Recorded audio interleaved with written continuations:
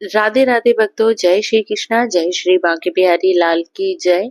तो भक्तों, आज हम बात कर रहे हैं गणेश चतुर्थी की, क्योंकि कहते हैं गणेश चतुर्थी पर चौथ का चंद्रमा नहीं देखना चाहिए। क्यों नहीं देखा जाता? गणेश चतुर्थी के दिन चंद्रमा क्यों दोष लगता है, और अगर आपने जाने अनजाने में चंद्रमा के दर्शन कर लिए हैं तो हम क्या करें? कौन सा ऐसा काम करें, कौन सी ऐसी पूजा भक्ति करें जिससे ये कलंक दूर हो जाए। और पहले से ही हमारे ऊपर कोई दोष लगा हुआ है, कोई कलंक लगा हुआ है, तो उस दोष को भी हम कैसे दूर करें। तो भक्तों, आइए जानते हैं कैसे चौथ का चंद्रमा को देखने का कलंक को हम कैसे दूर करें। क्योंकि भक्तों, अभी आपने देखा है कि गणेश चतुर्थी निकल चुकी है और उस बीच बहुत से भक्तों ने चंद्रमा के दर्शन किए हैं। इसलिए भक्तों, मेरा ये वीडियो आप पूरा देखिए, और पसंद आता है तो लाइक और सब्सक्राइब जरूर कीजिए, ताकि मेरी आने वाली वीडियो का नोटिफिकेशन आपको मिलता रहे। तो भक्तों, वीडियो स्टार्ट करते हैं। शास्त्र गणेश पुराण के अनुसार भाद्रपद शुक्ल चतुर्थी के दिन चंद्रमा देख लेने पर कलंक अवश्य लगता है, ऐसा गणेश जी का वचन है। भाद्रपद शुक्ल चतुर्थी के दिन चंद्रमा के दर्शन ना करें। यदि भूल से चंद्र दर्शन हो जाए तो उसका निवारण जरूर करें, जिससे चंद्रमा के दर्शन से होने वाले मिथ्या कलंक का ज्यादा खतरा नहीं होगा और आप दोष मुक्त हो जाएंगे। इसके लिए आपको भागवत सी सैमतक मणि की कथा सुने या पाठ करें। श्रीमद् भागवत के 10वें स्कंद के 56 और 57वें अध्याय में दी गई सैमतक मणि की चोरी की कथा का आदर पूर्वक पठन श्रवण करना चाहिए। और आपको इस मंत्र का जाप करना है। ये मंत्र इस प्रकार है।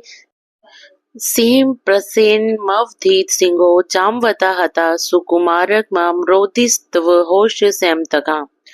और आपको ये मंत्र का जाप करना है। भक्तों, ये मंत्र मैं आपको डिस्क्रिप्शन बॉक्स में भी दे दूंगी, ताकि आप इस मंत्र का जाप करें।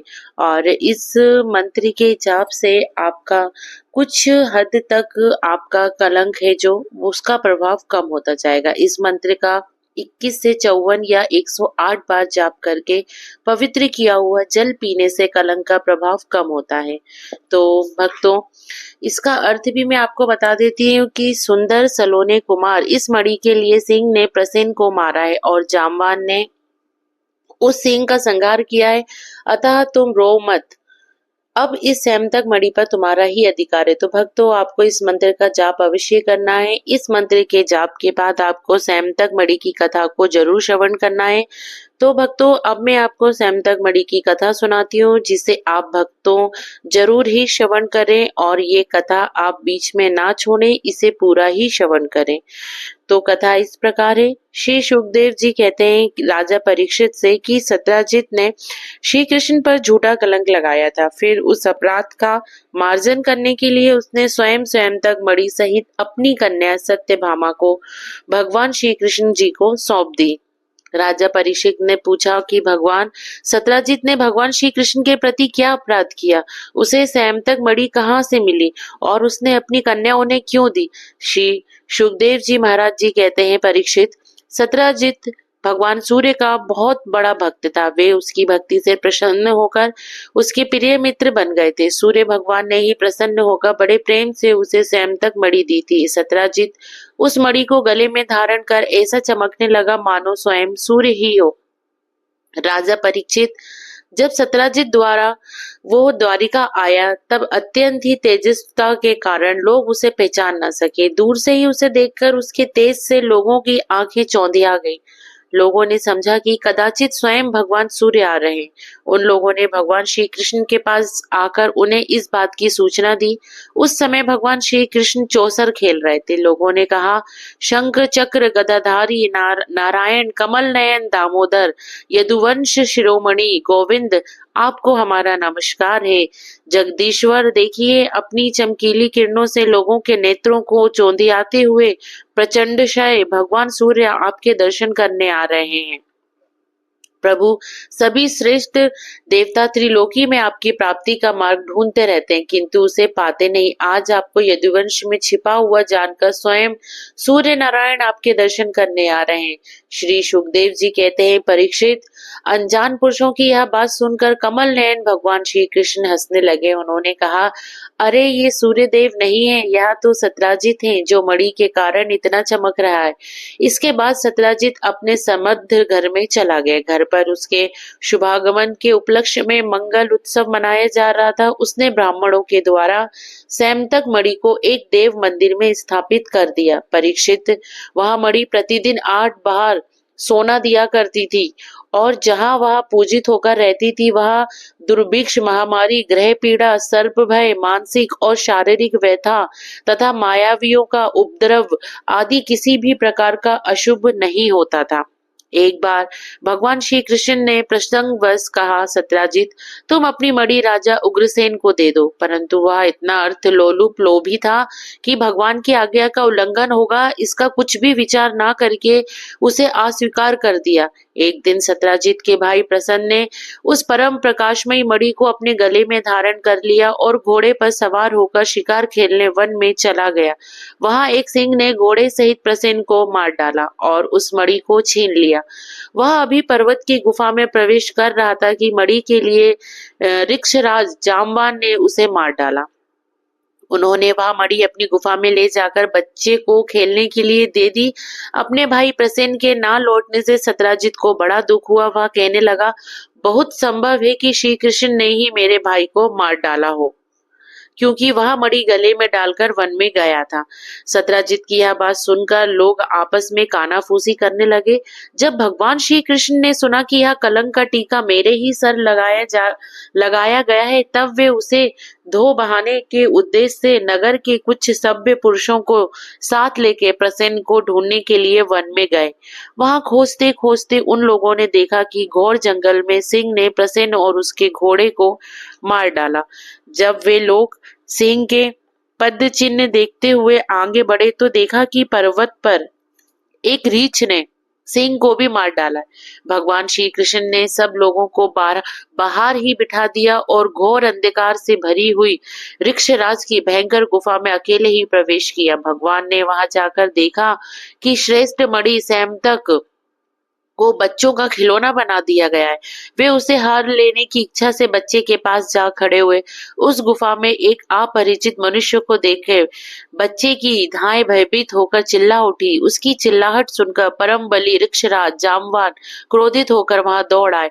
परीक्षित, जामवान उस समय कुपित हो रहे थे। उन्होंने भगवान की महिमा, उनके प्रभाव का पता न चला। उन्होंने भगवान को एक साधारण मनुष्य समझ लिया और वे अपने स्वामी भगवान श्री कृष्ण से युद्ध करने लगे। जिस प्रकार मांस के लिए दो बाज आपस में लड़ते हैं, वैसे ही विजयाभिलाषी भगवान श्री कृष्ण और जामवान आपस में घमासान युद्ध करने लगे। पहले तो उन्होंने अस्त्र शस्त्रों से प्रहार किया, फिर शिलाओं से, तत्पश्चात वे वृक्ष उखाड़ कर एक दूसरे पर फेंकने लगे। अंत में उनमें बाहु युद्ध होने लगा।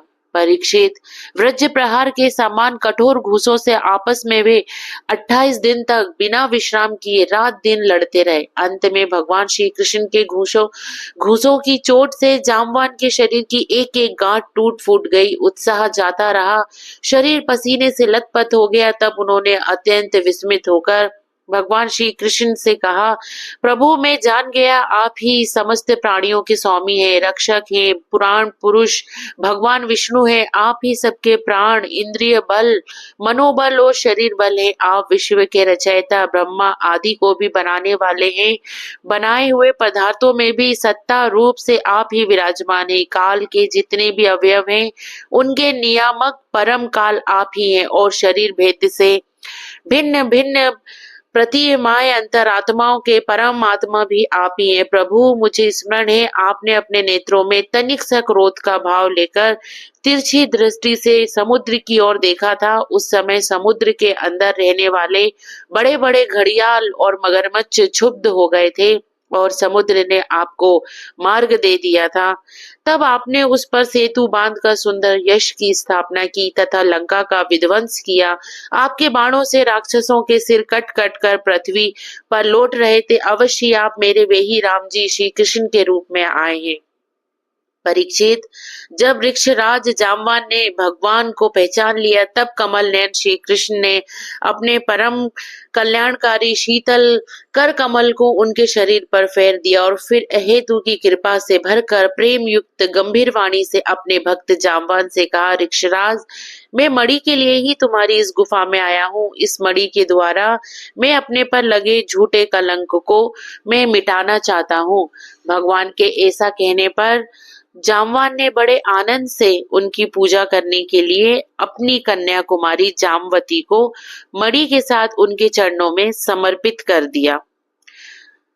भगवान श्री कृष्ण जिन लोगों को गुफा के बाहर छोड़ गए थे, उन्होंने 12 दिन तक उनकी प्रतीक्षा की, परंतु जब उन्होंने देखा कि अब तक वे गुफा में से नहीं निकले हैं, तब वे अत्यंत दुखी होकर द्वारिका लौट गए। वहां जब माता देवकी, रुक्मणी जी, वासुदेव जी तथा अन्य संबंधी और कुटुंबियों को यह मालूम हुआ कि श्री कृष्ण गुफा से नहीं निकले हैं, तब उन्हें बड़ा शोक हुआ। सभी द्वारिका वासी अत्यंत दुखित होकर सत्राजित को भला बुरा कहने लगे और भगवान श्री कृष्ण की प्राप्ति के लिए महामाया दुर्गा देवी की शरण में गए, उनकी उपासना करने लगे। उनकी उपासना से दुर्गा देवी प्रसन्न हुई और उन्होंने आशीर्वाद दिया। उसी समय उनके बीच में मणि और अपनी नव सहधर्मिणी जामवती के साथ श्री कृष्ण सबको प्रसन्न करते हुए प्रकट हो गए।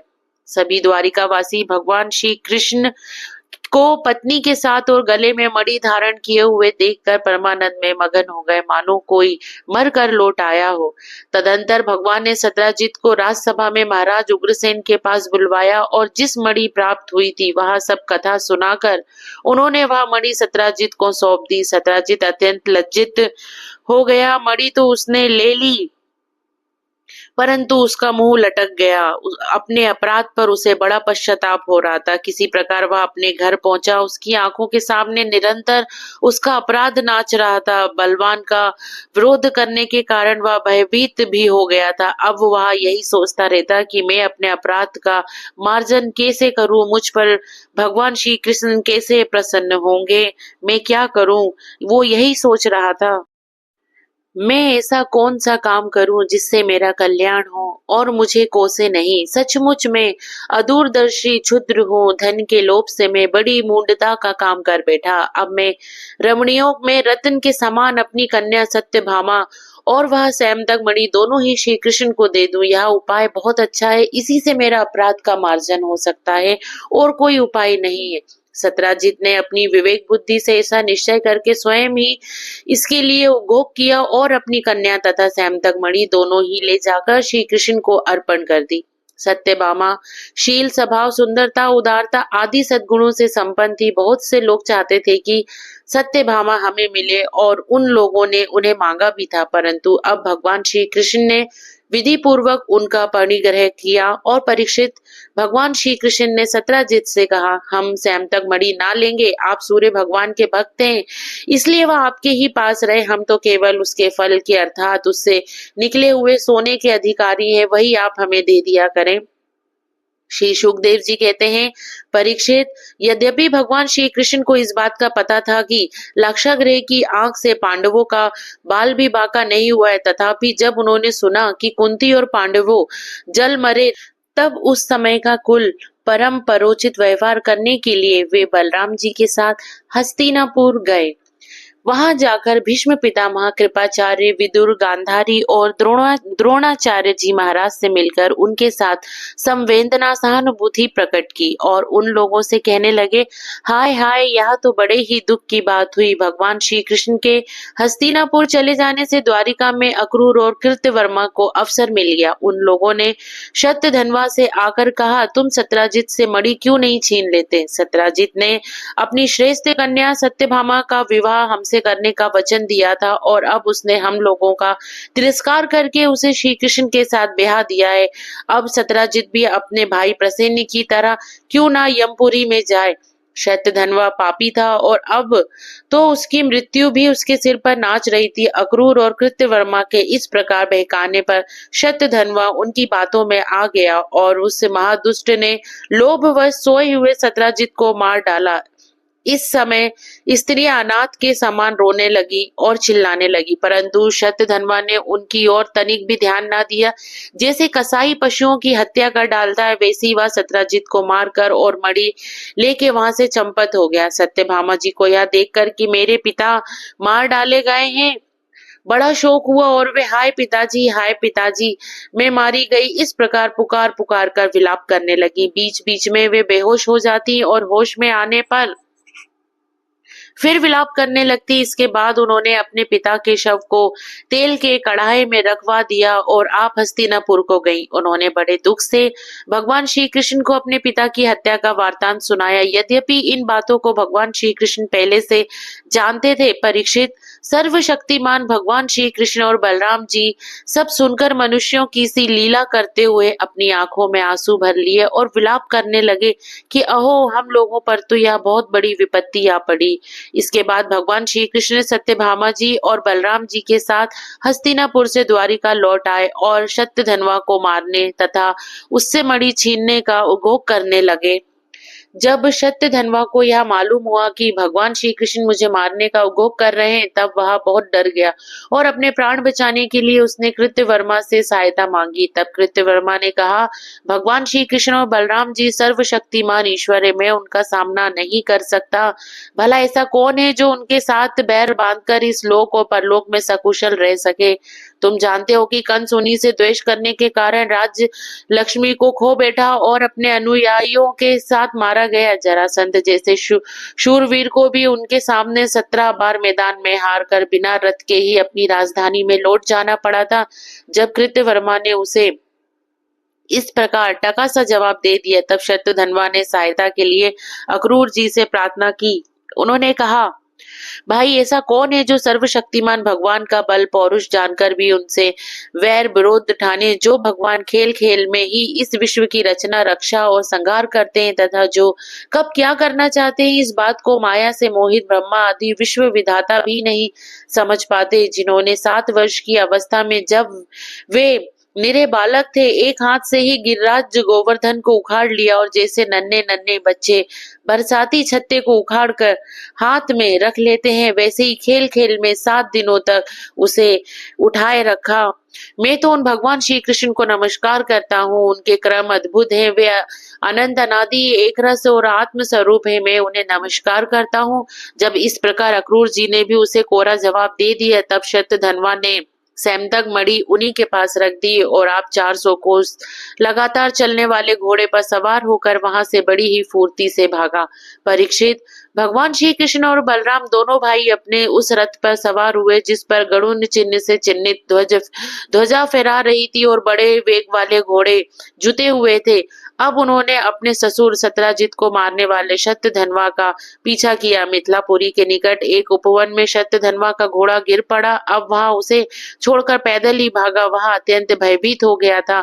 भगवान श्री कृष्ण भी क्रोध करके उसके पीछे दौड़े। शतधनवा पैदल ही भाग रहा था, इसलिए भगवान ने भी पैदल ही दौड़कर अपने तीक्ष्ण धार वाले चक्र से उसका सिर उतार लिया और उसके वस्त्रों में सैमतक मणि को ढूंढा, परंतु जब मणि मिली नहीं, तब भगवान श्री कृष्ण ने बड़े भाई बलराम जी के पास आकर कहा, हमने शतधनवा को व्यर्थ ही मारा, क्योंकि उसके पास सैमतक मणि तो है ही नहीं। बलराम जी ने कहा, इसमें संदेह नहीं है कि शतधनवा ने सैमतक मणि को किसी न किसी के पास रख दिया है। अब तुम द्वारिका जाओ और उसका पता लगाओ। मैं विदेह राज से मिलना चाहता हूँ, क्योंकि वे मेरे बहुत ही प्रिय मित्र हैं। परीक्षित यह कहकर यदुवंश शिरोमणि बलराम जी मिथिला नगरी में चले गए। जब मिथिला नरेश ने देखा कि पूजनीय बलराम जी महाराज पधारे, तब उनका हृदय आनंद से भर गया। उन्होंने झटपट अपने आसन से उठकर अनेक सामग्रियों से उनकी पूजा की। इसके बाद भगवान बलराम जी कई वर्षों तक मिथिलापुरी में ही रहे। महात्मा जनक ने भी बड़े प्रेम और सम्मान से उन्हें रखा। इसके बाद समय पर धृतराष्ट्र के पुत्र दुर्योधन ने बलराम जी से गदा युद्ध की शिक्षा ग्रहण की। अपनी प्रिया सत्यभामा का प्रिय कार्य करके भगवान श्री कृष्ण द्वारिका लौट आए और उनको यह समाचार सुना दिया कि शतधनवा को मार डाला गया है, परंतु सैमतक मणि उसके पास ना मिली। इसके बाद उन्होंने भाई बंधुओं के साथ अपने ससुर सत्यजीत की वे सब और द्रव्य दैहिक क्रियाएं करवाई जिनसे मृतक प्राणी का परलोक सुधरता है। अक्रूर और कृत्यवर्मा ने सत्यधनवा को सत्राजित के वध के लिए उत्तेजित किया था, इसलिए जब उन्होंने सुना कि भगवान श्री कृष्ण ने सत्यधनवा को मार डाला है तब वे अत्यंत भयभीत होकर द्वारिका से भाग खड़े हुए। परीक्षित, कुछ लोग ऐसा मानते हैं कि अक्रूर जी के द्वारिका से चले जाने पर द्वारिका वासियों को बहुत प्रकार के अनिष्टों और अपरिष्टों का सामना करना पड़ा। दैविक और भौतिक निमित्तों से बार बार वहां के नागरिकों को शारीरिक और मानसिक कष्ट सहना पड़ा, परंतु जो लोग ऐसा कहते हैं वे पहले कही हुई बातों को भूल जाते हैं। भला यह भी कभी संभव है कि जिन भगवान श्री कृष्ण ने समस्त ऋषि मुनि निवास करते हैं उनके निवास स्थान द्वारिका में उनके रहते कोई उपद्रव खड़ा हो जाए? उस समय नगर के बड़े बूढ़े लोगों ने कहा कि एक बार काशी नरेश के राज्य में वर्षा नहीं हो रही थी, सूखा पड़ गया था। तब उन्होंने अपने राज्य में आए हुए अक्रूर जी के पिताजी श्वाफल को अपनी पुत्री गांधिनी ब्याह दी। तब उस प्रदेश में वर्षा हुई। अक्रूर जी भी श्वाफल के ही पुत्र थे और इनका प्रभाव भी वैसा ही था, इसलिए जहाँ जहाँ अक्रूर जी रहते थे वहाँ वहाँ खूब वर्षा होती थी तथा किसी प्रकार का कष्ट और महामारी आदि उपद्रव नहीं होते थे। परीक्षित, उन लोगों की बात सुनकर भगवान ने सोचा कि इस उपद्रव का यही कारण नहीं है। यह जानकर भी भगवान ने दूत भेजकर अक्रूर जी को ढूंढवाया और आने पर उनसे बातचीत की। भगवान ने उनका खूब स्वागत सत्कार किया और मीठी मीठी प्रेम की बातें कहकर उनसे संभाषण किया। परीक्षित, भगवान सबके चित्त का एक एक संकल्प देखते रहते, इसलिए उन्होंने मुस्कुराते हुए अक्रूर जी से कहा, चाचा जी, आप दान धर्म के पालक हैं। हमें यह बात पहले से ही मालूम है कि सत्यधनवा आपके पास वहाँ सैमतक मणि को छोड़ गया है जो बड़ी ही प्रकाशमान और धन देने वाली है। आप जानते ही हैं कि सत्राजित को कोई पुत्र नहीं है, इसलिए उनकी लड़की के लड़के उनके नाती ही उन्हें तिलांजलि और पिंडवान करेंगे, उनका ऋण चुकाएंगे और जो कुछ बचा रहेगा उसके उत्तराधिकारी होंगे। इस प्रकार शास्त्रीय दृष्टि से यद्यपि सैमतक मणि हमारे पुत्रों को ही मिलनी चाहिए, तथापि वह मणि आपके ही पास रहे, क्योंकि आप बड़े व्रतनिष्ठ और पवित्र आत्मा हैं तथा दूसरों के लिए उस मणि को रखना अत्यंत कठिन भी है। परंतु हमारे सामने एक बहुत बड़ी कठिनाई यह आ गई है कि हमारे बड़े भाई बलराम जी मणि के संबंध में मेरी बात का पूरा विश्वास नहीं करते, इसलिए महाभाग्यवान अक्रूर जी, आप वह मणि दिखाकर हमारे इष्ट मित्र बलराम जी, सत्यभामा और जामवती का संदेह दूर कर दीजिए और उनके हृदय में शांति का संचार कीजिए। हमें पता है कि उसी मणि के प्रताप से आजकल आप लगातार ही ऐसे यज्ञ करते रहते हैं जिनमें सोने की वेदियां बनती हैं। परीक्षित, जब भगवान श्री कृष्ण ने इस प्रकार सांत्वना देकर उन्हें समझाया बुझाया तब अक्रूर जी ने वस्त्र में लपेटी हुई सूर्य के समान प्रकाशमान वहां मणि निकाली और भगवान श्री कृष्ण को दे दी। भगवान श्री कृष्ण ने वहां सैमतक मणि अपनी जाति भाइयों को दिखाकर अपना कलंक दूर किया और उसे अपने पास रखने में समर्थ होने पर भी पुनः अक्रूर जी को लौटा दिया। सर्वशक्तिमान सर्वव्यापक भगवान श्री कृष्ण के पराक्रमों से परिपूर्ण यह आख्यमान समस्त पापों, अपराधों और कलंकों का मार्जन करने वाला तथा परम मंगलमय है। जो इसे पढ़ता है, सुनता है अथवा स्मरण करता है वह सब प्रकार की आप कीर्ति और पापों से छूटकर शांति का अनुभव करता है और जीवन में लगे हुए जितने भी पाप हों उन सबको दूर करता है। तो भक्तों, आप इस कथा को जरूर श्रवण करें और अगर आपको ये मेरी वीडियो पसंद आई हो तो इसे लाइक और सब्सक्राइब जरूर कीजिए। राधे राधे भक्तों।